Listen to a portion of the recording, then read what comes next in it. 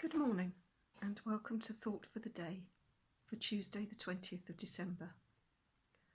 Of the readings in the lectionary for today, there are two psalms, both of which have some wonderful and encouraging words. Psalm 46 begins with one of my favourite verses. God is our refuge and strength, an ever-present help in trouble. Therefore we will not fear. Reminding us that God is always there to help and to give us his peace. And as an omnipresent help, Psalm 95, which I have chosen to focus on, reminds us that we should worship God in enthusiastic praise. So Psalm 95. Come, let us sing for joy to the Lord. Let us shout aloud to the rock of our salvation. Let us come before him with thanksgiving and extol him with music and song. For the Lord is the great God, the great King above all gods. In his hands are the depths of the earth, and the mountain peaks belong to him. The sea is his, for he made it, and his hands have formed the dry land. Come, let us bow down in worship.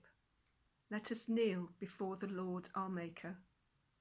For he is our God, and we are the people of his pasture, the flock under his care. Today, if only you would hear his voice. Do not harden your hearts as you did at Meribah, as you did that day at Massah in the wilderness, where your ancestors tested me. They tried me, though they had seen what I had done. For 40 years I was angry with that generation. I said, they are a people whose hearts go astray, and they have not known my ways. So I declared an oath on my anger. They shall never enter my rest.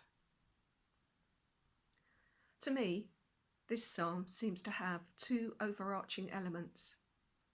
Firstly, verses 1 to 7 are a call to worship, whilst verses 8 to 11 are a reminder of the 40 years that the Israelites spent in the wilderness, having failed to trust God to lead them to the promised land. Meribah means quarrelling, and Massah refers to testing, and is a reference to the Israelites' complaint about the lack of water outlined in Numbers chapter 20, verses 1 to 13. The central theme of the psalm is that the Lord is the great God.